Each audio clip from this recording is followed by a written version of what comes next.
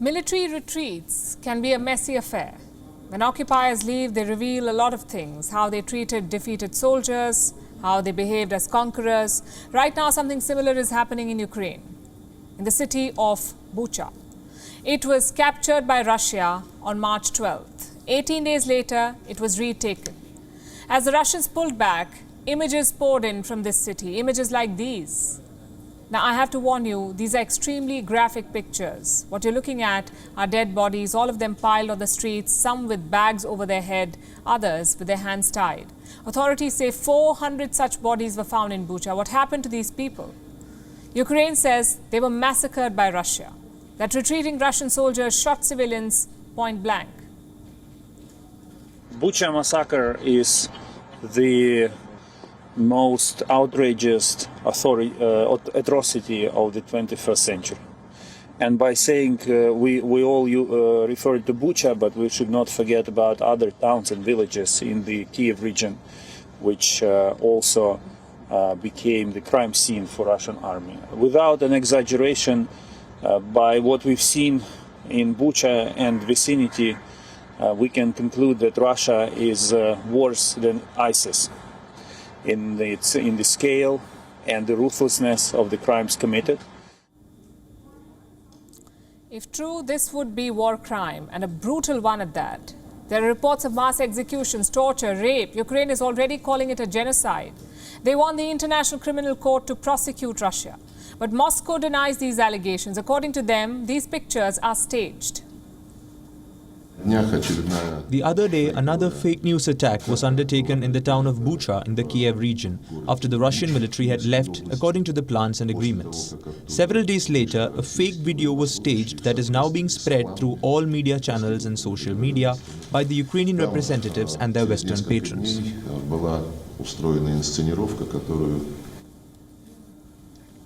So far, we do not have any forensic evidence, nothing to conclusively call it a genocide. Having said that, it is hard to argue with these pictures. This one shows a mass grave outside Kiev. It was shallow enough to be noticed. A village elder and one family were buried in this grave.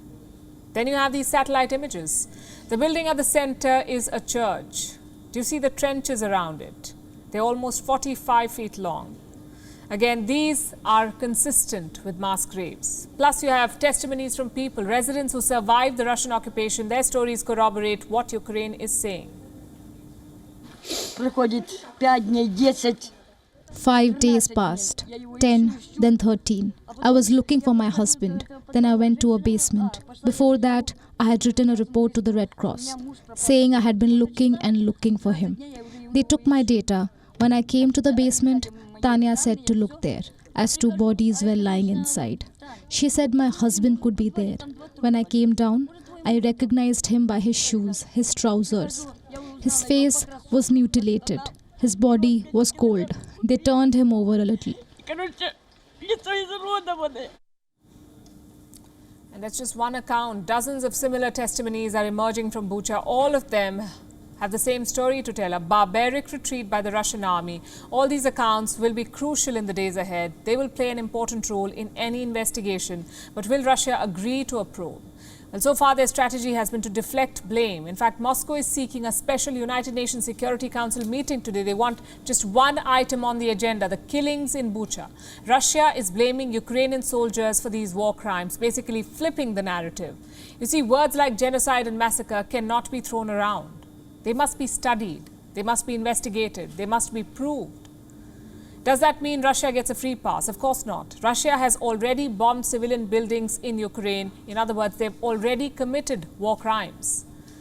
And these killings in Bucha would be a continuation of that trend. Either way, one thing is clear: untold atrocities were committed in Bucha, most likely by the Russian army, and there will be consequences for that. Earlier today, Ukraine's President Volodymyr Zelensky visited Bucha. He said Russia's actions make negotiations tougher.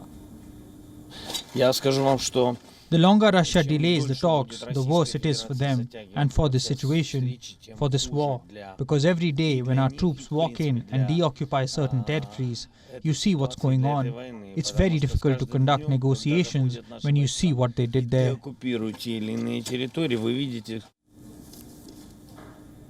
Ukraine's allies are saying the same things. Germany, Britain, the United States, all of them have condemned the alleged massacre. This will not remain without consequences. Russia will have to pay a price for this. And as far as we're concerned, we will do our utmost to make sure we bring those responsible to justice.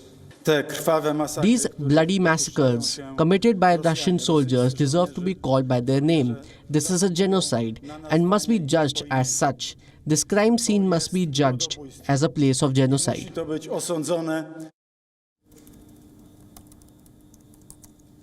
As usual, Europe has a lot to say, but when it comes to doing something, they shy away. Take sanctions, for example. The existing ones clearly have not worked because Russia is not even considering a withdrawal.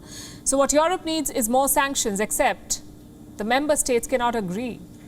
The Baltic countries, for example, are halting Russian gas imports. Western Europe says not yet. These differences are playing out in public. On Monday, Poland openly called out Germany for hampering Europe's response.